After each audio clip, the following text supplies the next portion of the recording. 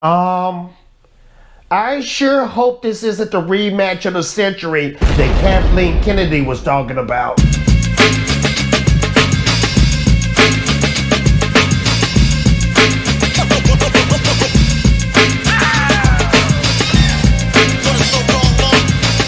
What up, YouTube? It's your boy Fatal J. Back like I left something, and I'm glad you're here. Yes, I'm glad you're here. And today, we're going to be talking about Kenobi Episode 3, and this will be big, gigantic spoilers. I just want to give you a brief synopsis right now that they got me up here with the intro, and then they yanked it from me like they always do. It's almost like that Last Jedi trailer. They got you all hyped up. Or it's kind of like that Force Awakens ending when you saw Luke at the end when she gave him the lightsaber, and then when you saw Last Jedi and he threw the lightsaber over his shoulder. It was just like that in this episode 3, and I'm going to give you the hardcore synopsis. Now don't worry, I'm not going to trash it all the way through. I'm going to tell y'all guys the good, and then I'm going to give you the definite bad. But before we get into that, make sure to like, make sure to subscribe, make sure to hit that notification bell. Because when you hit that notification bell, it makes your boy Fatal J feel oh so good and oh so swell. Thank y'all for coming out. Yes, thank you for coming out. A big shout out there to my members, and a big shout out to my Patreons. And this is how you can really help your boy Fatal J. Join the Patreon, join the memberships, and also right by the like and dislike button, it's a button right there called the super thanks. When you hit that super thanks, it does a lot for my channel. Right now, I am speaking to you with new equipment, and it might look funny on the video, but I hope it turns out good. But that's thanks to you guys. When you guys donate to me, I put it right back into the channel. Now let's get into the gritty, because it's definitely gritty and it's dirty and it's disappointing. Let's get to it. So we start off the episode yet again with Obi-Wan with Princess Leia. And I just want to say this. He is spending too much time with Princess Leia. It's ruining canon. But anyways, he's with Leia and they're trying to escape, getting back to Alderaan. And they go to a planet. I think the planet is called Tyron. I could be wrong. And I'm skipping. Darth Vader. Darth Vader was in the beginning of the intro. Darth Vader, I must admit, when I seen Darth Vader in this show, Darth Vader was very menacing. I give you that. He was a hardcore boss, a hardcore killer, and I must admit that they gave you that heart-pumping, intimidating feeling. That's how Vader should be. So I have to give them kudos on that. We saw Obi-Wan focusing, meditating in the Force world. And I don't know if he could see Vader, but Vader was getting his limbs and everything together. We saw the Vader without the armor. That was pretty sweet. I have to give it that. That was pretty sweet. That was pretty dope. But fast forward to what I was saying. They're trying to escape, get back to Alderaan.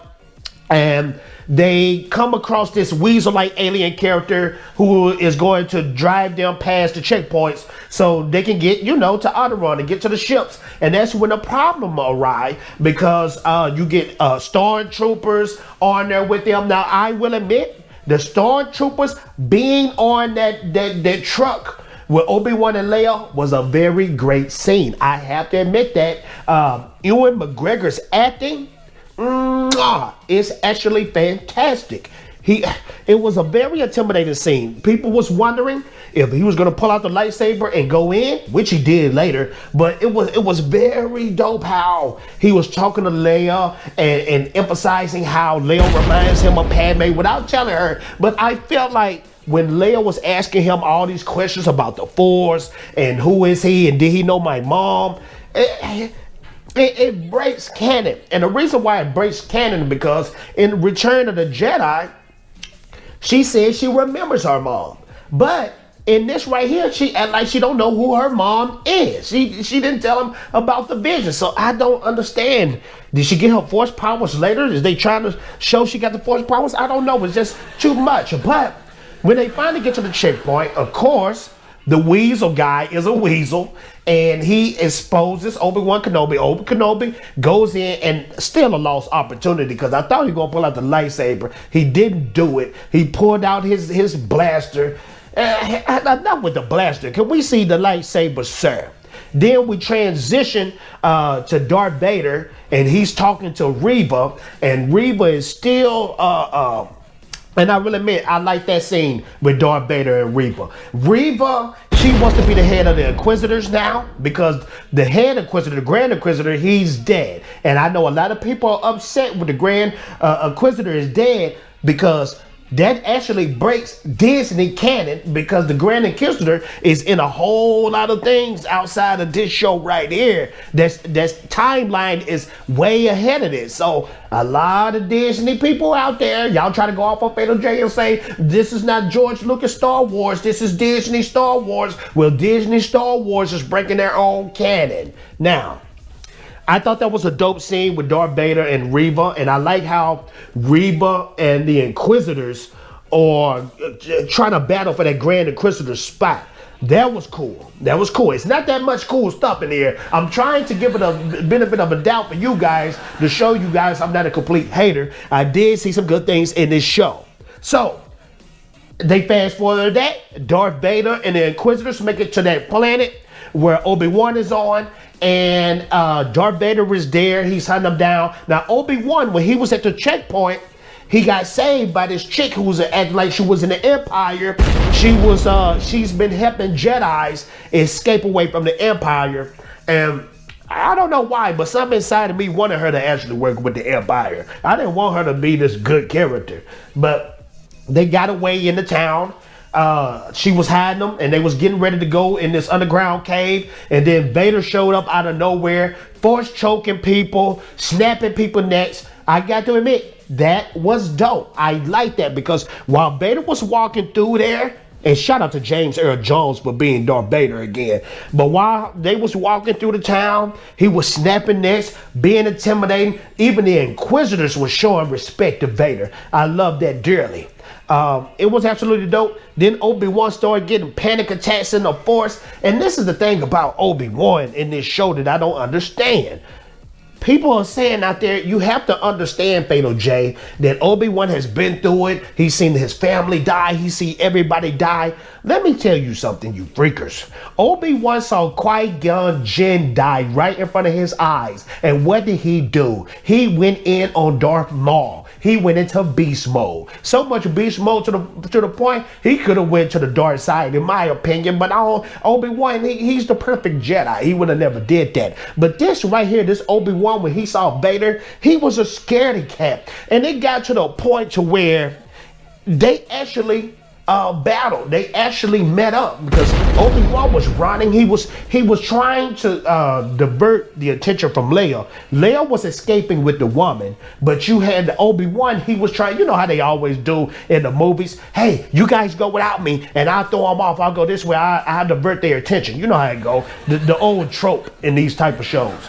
So anyways, he's running away, and Vader catches up with him. It just was so disappointing to see Obi-Wan running like a little bi.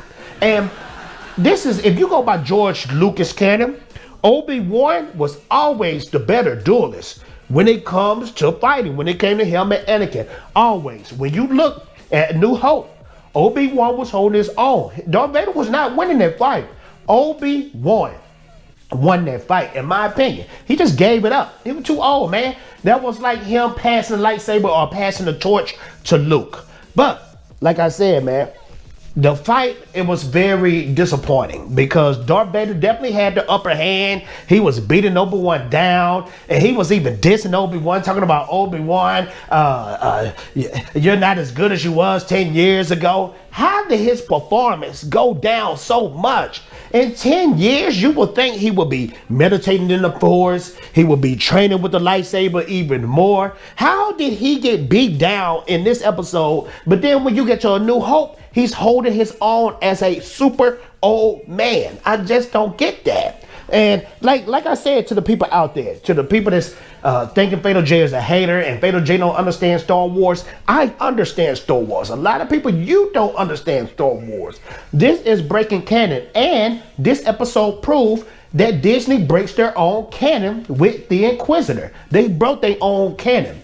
The Inquisitor was not supposed to die by Reva. It wasn't supposed to happen. And I have Star Wars scholars out there that can prove that. They said that. They said they're very disappointed.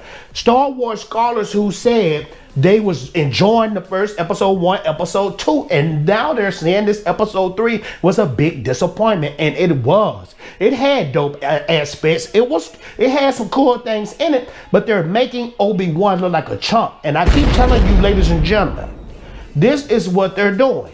They're making the George Lucas characters look like chump. I've already proved it with Han Solo, Last Jedi, Luke Skywalker and Last Jedi, Boba Fett. And now it looks like Kenobi is going to be the chump. Now, they said it's going to be 2 fights. I'm hoping they make it grand scale, but I highly doubt it will be on the level of Revenge of the Sith. And if it is better, I will give the crown to them, but I highly doubt it. You guys let me know in the comments below. What do you think about this show? Do you think I'm wrong and episode 3 was absolutely glorious? Or do you think it was absolutely trash and they can do better? You only have 6 episodes. You only have 3 episodes left. Can they do a wham bam thank you ma'am and make this super dope? Or is no chance in heck? Get back at your boy Fatal J. Make sure to like, make sure to subscribe, make sure to hit that notification bell, hit that super thanks. That notification bell made me feel oh so good and oh so swell too. Thank you so much, and I'm out of here, Ninja Danny.